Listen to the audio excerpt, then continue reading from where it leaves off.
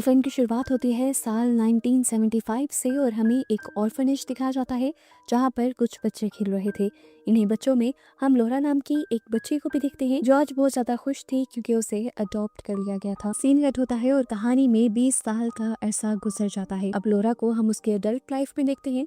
वो अब मैरिड है और उसका एक बेटा भी है। लोरा ने अपने हस्बैंड के साथ मिलकर उसी ऑर्फनेज को खरीद लिया है जहाँ पर वो बचपन में रहा करती थी। उसकी ख्वाहिश थी कि वो बहुत सारे बच्चों को अडॉप्ट करेगी और किसी को भी माँ बाप की कमी फील नहीं होने देगी, और इसमें उसके हस्बैंड ने उसका पूरा साथ दिया था। खैर, घर की शिफ्टिंग वगैरह करने के दौरान सिमोन जो उसका बेटा है वो बहुत ज्यादा उदास हो जाता है और फिर लोरा उसे और अपने हस्बैंड को लेकर सी साइड पर वॉक के लिए चली जाती है। अब वो और उसके हस्बैंड तो आपस में बातें करने लगे थे जबकि सिमोन वहाँ पर बने हुए एक केव के अंदर चला गया था। काफी देर तक वो वहीं पर रहा। लोरा और उसके हस्बैंड ने जब सिमोन को इधर उधर नहीं देखा तो वो परेशान हो गए। उन्होंने सिमोन को आवाज़ें दी तो उसने केव से बाहर आकर बताया कि अंदर में एक बच्चे के साथ खेल रहा था। वो मेरा नया दोस्त बन गया है, उसका नाम टॉमस है। लोरा उसकी बातों पर ज्यादा ध्यान नहीं देती और उसे लिए घर के लिए निकल जाती है, जबकि सिमोन रास्ते में बहुत सारे सी शेल्स रखता हुआ जाता है ताकि टॉमस उसके घर आना चाहे तो इन सी शेल्स को फॉलो करते हुए आ जाए। खैर, दिन गुजरते रहते हैं और हर गुजरते दिन के साथ सिमोन की तबीयत अजीब होती जाती है। रोज वो किसी अनदेखी चीज से बातें करने लगा था।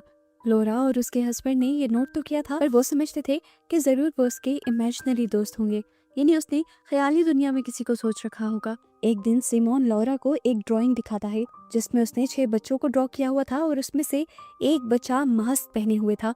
सिमोन बताता है कि ये बच्चा टॉमस है और सबसे पहले यही मेरा दोस्त बना था और ये सारे भी मेरे ही दोस्त हैं और यही इसी घर में हमारे साथ रहते हैं। पर लोरा अभी भी उसकी बातों को ज्यादा ध्यान नहीं देती। दिन गुजर जाते हैं और एक तूफानी रात को पेनीगिना नामी एक औरत उसके दरवाजे पर आती है। वो अपने आप को एक सोशल वर्कर बताती है और कहती है कि मैं सिमोन के बारे में इंक्वायरी करने के लिए आई हूँ। उसकी बात से हमें पता चलता है कि सिमोन लोरा का बेटा नहीं था, उसे भी लोरा ने अडॉप्ट किया हुआ था, साथ ही उसे HIV भी था। इन चीजों को वो औरत इतने बुरे तरीके से एक्सप्लेन करती है कि लोरा बहुत ज्यादा दुखी हो जाती है और उसे गुस्सा भी आ जाता है। वो गुस्से में इस औरत को अपने घर से बाहर निकाल देती है। ऐसे ही अब रात हो जाती है और रात में दोबारा लोरा को अपने घर के बाहर कोल्ड शेड से किसी की आवाज सुनाई देती है। उसने बाहर जाकर देखा तो उसे वहां पर कोई छुपा हुआ दिखाई दिया। इससे पहले कि वो उसे जाकर पकड़ लेती, जो भी था वो भागने में कामयाब हो गया था। हमें दिखाया गया कि वो कोई और नहीं बल्कि पेनीगिना ही थी। खैर, अगली सुबह हमें दिखाया जाता है कि सिमोन एक गेम खेल रहा था। इस गेम के बारे में जब लोरा उससे पूछती है तो वो बताता है कि ये गेम मुझे मेरे दोस्तों ने सिखाई है। इसमें हमें बहुत सारी पहेलियां बूझनी होती हैं। एक पहेली हमें दूसरी पहेली सॉल्व करने में आसानी देती है और जब हम सारी पहेलियां सॉल्व कर लेते हैं तो हमें एक बहुत बड़ा इनाम मिलता है। और आपको पता है मुझे क्या मिला? ये सारी पहेलियां सॉल्व करने के बाद मुझे ये पेपर्स मिले हैं और इसमें साफ साफ लिखा है कि मैं आपका बेटा नहीं हूँ, आपने मुझे अडॉप्ट किया है और मुझे HIV भी है, मैं जल्दी मरने वाला भी हूँ। लोरा इन सारी बातों से टूट जाती है। हालांकि वो सिमोन का बहुत ज्यादा ख्याल रख रही थी। उनकी तकरीबन सारी सेविंग्स सिमोन की मेडिकेशंस पर लग जाती थी और वो हर पॉसिबल तरीके से कोशिश कर रहे थे कि सिमोन के अंदर से ये वायरस खत्म हो जाए। खैर, आज तो वो सिमोन को कुछ नहीं कहती। ऐसे ही कुछ दिन गुजर जाते हैं और ये लोग अपने घर पर पार्टी रखते हैं। पार्टी के दौरान सिमोन दोबारा लोरा से बहुत ज्यादा बदतमीजी करता है और इस गुस्से में लोरा सिमोन को एक थप्पड़ लगा देती है और सिमोन पार्टी से चला जाता है। काफी देर जब सिमोन लोरा को नजर नहीं आता तो वो उसे ढूंढते हुए ऊपर आती है। उसे सिमोन तो कहीं नहीं मिलता, लेकिन अब वो बच्चा दिखाई दे देता है जिसके बारे में सिमोन हमेशा बात किया करता था। मास्क पहना वो बच्चा जिसका नाम टॉमस था। लोरा उसका मास्क पकड़कर मास्क उतारने ही वाली होती है कि वो बच्चा अचानक लोरा को पीछे वॉशरूम में धक्का देकर वॉशरूम का दरवाजा लॉक कर देता है और यहाँ से भाग जाता है। लोरा बहुत ज्यादा शोर मचाती है। लोरा को यहाँ से निकालने के लिए तो काफी सारे लोग आ जाते हैं, लेकिन जब लोरा इन सब को सिमोन को ढूंढने को कहती है तो किसी को भी बहुत ढूंढने के बावजूद भी सिमोन नहीं मिलता। यहाँ तक कि पुलिस में भी कंप्लेन कर दी जाती है, लेकिन सिमोन का कुछ अता पता नहीं चलता। लोरा नीचे कोल्ड शेड के अंदर भी जाते हैं। वहाँ उसके हाथ से कुछ आयरन रॉड्स गिर जाते हैं जिसे वो वहाँ पर संभाल के रख देती है, लेकिन सिमोन यहाँ पर भी नहीं था। इसके बाद लोरा उस केव के अंदर भी जाते हैं जहाँ पहली मर्तबा सिमोन ने उन्हें बताया था कि उन्हें वहाँ थॉमस मिला था, लेकिन वो वहाँ पर भी नहीं था। पूरी रात लोरा को अपने कमरे के पीछे से किसी की आवाज सुनाई देती है, लेकिन वो इन आवाजों का कुछ भी नहीं कर पाती। पुलिस भी इंक्वायरी कर करके थक जाती है और फिर एक ऑफिसर को लगता है कि जरूर बेनिगिना ने ही सिमोन को किडनैप किया होगा, क्योंकि इन्होंने पता किया था कि बेनिगिना कोई सोशल वर्कर नहीं थी और कुछ दिन पहले वही आकर लॉरा से सिमोन के बारे में पूछ रही थी। ये लोग बेनिगिना को भी ढूंढने की काफी कोशिश करते हैं, लेकिन कोई सुराग इनके हाथ नहीं लगता। लॉरा और उसके हस्बैंड अपने बेटे की गुम होने की वजह से बहुत ज्यादा डिप्रेस हो जाते हैं और इसी सब के दौरान 6 महीने गुजर जाते हैं। लॉरा एक दिन ऑफिस से वापस आ रही होती है तो रोड पर वो एक औरत का भयानक एक्सीडेंट देखती है। उस औरत को एक कार कुचल के चली गई थी और उसका पूरा जबड़ा भी टूटकर 2 हिस्सों में डिवाइड हो गया था। उसने देखा कि ये औरत कोई और नहीं बल्कि बेनिगिना ही थी, क्योंकि वो अब सिमोन के गुमने वाले केस के अंदर भी इन्वॉल्व थी। इसीलिए पुलिस उसके घर की भी जांच पड़ताल करती है और उन्हें घर के जरिए पता चलता है कि बेनिगिना सालों पहले इसी ऑर्फनेज के लिए काम करती थी, जो ऑर्फनेज अब लॉरा ने खरीद लिया था।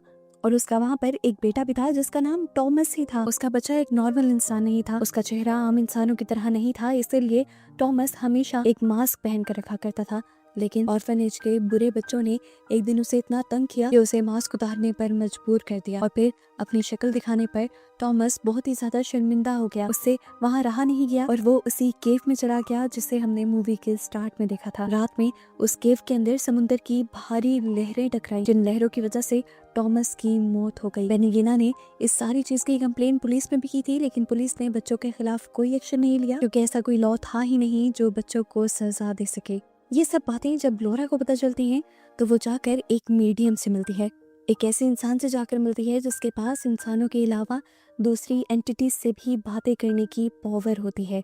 वो उसको सब कुछ बताती है इस ऑर्फनेज के बारे में, बेनिगिना और टॉमस के बारे में। और अब वो कहती है कि मैं जानना चाहती हूँ कि मेरे जाने के बाद इस ऑर्फनेज में हुआ क्या था। वो मीडियम अपनी पावर्स के जरिए इस ऑर्फनेज में बैठकर पास्ट में जाकर यहाँ पर जो जो कुछ हुआ था वो सब देख लेती है और उसे एक बहुत भयानक हकीकत ये पता चलती है कि बेनिगिना ने अपने बेटे का बदला लेने के लिए एक दिन उन सारे बच्चों को खाने में जहर देकर मार डाला था और उसके बाद उसने सारे बच्चों की डेड बॉडीज को जाकर कोल्ड शेड के अंदर छुपा दिया था। जब तक ये जगह गवर्नमेंट की प्रॉपर्टी रही तब तक बेनिगिना को कोई डर नहीं था, लेकिन जैसे ही ये प्रॉपर्टी लॉरा ने खरीदी तो बेनिगिना को अपने पकड़े जाने का डर होने लगा। इसीलिए वो उस तूफानी रात को कोल्ड शेड के अंदर आई थी। वो अपने खिलाफ सारे सबूत मिटाना चाहती थी। इस टाइम लॉरा को एक लॉक भी याद आता है जो उसके बेटे ने पहेलियां बूझते हुए उसे दिया था। वो इस लॉक को हर जगह लगाकर चेक करती है और जब कोल्ड शेड के दरवाजे पर लगाती है तो ये लॉक वहाँ पर काम कर जाता है। कोल्ड शेड के अंदर उसे बच्चों के ढांचे और हड्डियां मिल जाती हैं। ये देखकर वो बहुत ज्यादा घबरा जाती है और यहाँ पर पुलिस को बुला लेती है। पुलिस इस एरिया को सील कर देती है। यहाँ से उन सारे बच्चों की लाशों को फाइनली निकाल दिया जाता है और उनका फ्यूनरल भी कर दिया जाता है। इन सारी चीजों की वजह से लॉरा का हस्बैंड अब बहुत ज्यादा डिस्टर्ब हो चुका था। वो फौरन यहाँ से जाना चाहता था और लॉरा उससे कहती है तुम चले जाओ, मैं यही रहूंगी और पता चलाऊंगी कि आखिर मेरे बेटे के साथ हुआ क्या है, वो कहाँ गया है आखिर। अपने हस्बैंड के जाने के बाद लॉरा इस पूरे ऑर्फनेज को वैसा ही बना देती है जैसा वो सालों पहले था। वो यहाँ पर हर तरीका आजमाती है कि उन बच्चों की सोल्स उससे मिलने के लिए आए। वो पहले की तरह ही यहाँ पे डाइनिंग टेबल सजाती है, उन बच्चों की चेयर्स पर उन बच्चों के नाम की डॉल्स रख देती है, घंटों बैठकर उनका इंतजार करती है, लेकिन वो बच्चे नहीं आते। फिर एक दिन लॉरा वही गेम खेलना शुरू करती है जो उसे याद आई थी कि सिमोन बताता था उसके इमेजिनरी फ्रेंड्स उसके साथ ये गेम खेलते हैं। और अब इस गेम के शुरू करने पर वो बच्चे यहाँ आ जाते हैं। वो स्पिरिट्स अब उसे एक के बाद एक पहेली देती रहती हैं जिसे वो सॉल्व करती रहती है और आखिर इस घर के स्टोर रूम में बने एक कमरे में पहुंच जाती है। वहाँ पर उसे एक दीवार के अंदर छुपा हुआ दरवाजा नजर आता है। उसके पास जो पहले वाला लॉक था, वो जब उस लॉक को इस दरवाजे के अंदर लगाती है तो ये दरवाजा खुल जाता है और अंदर उसे अपना बेटा सिमोन दिखाई देता है, जिसे देखकर वो बिल्कुल टूट चुकी थी। उसे गोद में उठाए वो रोने लग जाते हैं। उसे लगता है कि उसका बेटा 6 महीने से यहीं पर सो रहा होगा और स्पिरिट वर्ल्ड में होने की वजह से उसे पता ही नहीं चला कि बाहर कितना वक्त गुजर गया। वो उसे लिए जल्दी से इस जगह से बाहर निकलती है, पर दिखाया जाता है कि उसके हाथ में ब्लैंकेट के अलावा कुछ नहीं था। वो जो कुछ भी उसने देखा या तो वो सिमोन की स्पिरिट थी या बस उसका ख्याल था। अब उसकी नजर कुछ आगे बढ़ती है। वहाँ पर उसे एक बच्चा नजर आता है जिसने भी मास्क पहना हुआ था। वो डरती हुई इस बच्चे के पास जाती है और जब उसके मुंह से मास्क हटाती है तो उसे पता चलता है कि ये बच्चा कोई और नहीं, उसका अपना बेटा सिमोन था जो कई महीनों पहले ही मर चुका था और अब उसकी बॉडी डिकम्पोज भी हो गई थी। यहाँ पर उसकी बॉडी की जगह सिर्फ हड्डियां ही बची थी। अब सीन्स फ्लैशबैक में जाते हैं और हमें दिखाया जाता है कि आखिर ये सब हुआ कैसे था और सिमोन की मौत कैसे हुई थी। जिस दिन उनके घर पार्टी थी उस दिन जब लॉरा ने सिमोन को मारा तो वो स्पिरिट्स सिमोन को सहारा देते हुए इस कमरे में ले आई। जब लॉरा उसे ढूंढते हुए यहाँ आई, पहले तो सिमोन छुप गया, लेकिन फिर जब उसे एहसास हुआ कि बहुत वक्त गुजर गया है और उसे यहाँ से बाहर जाना चाहिए तो वो यहाँ से बाहर नहीं जा पाया, क्योंकि लॉरा के हाथ से जो बड़े बड़े पाइप डिसबैलेंस हुए थे उसने यहाँ के दरवाजे को ब्लॉक कर दिया था। वो चीखता रहा, चिल्लाता रहा।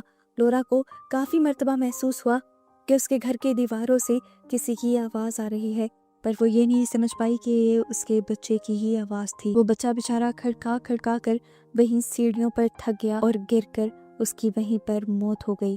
अब लॉरा इस बच्चे को गोद में उठाए ऊपर वापस आ जाते हैं। उसने अपने गले में जब अपने हस्बैंड का दिया हुआ लॉकेट पहना हुआ था वो उसे भी उतार कर वहीं घर पर रख देती है और अब अपने हाथ में बहुत सारी नींद की गोलियां लिए दिखाई जाती है। उसे अब रिग्रेट हो रहा था कि वो अपने बेटे की आवाज नहीं पहचान पाई, उसे बचा नहीं पाई। वो अपने ऊपर इस सोच को हावी कर लेती है कि अगर उसकी गलती की वजह से उसका बेटा इस दुनिया में नहीं रहा तो उसे भी इस दुनिया में नहीं रहना चाहिए।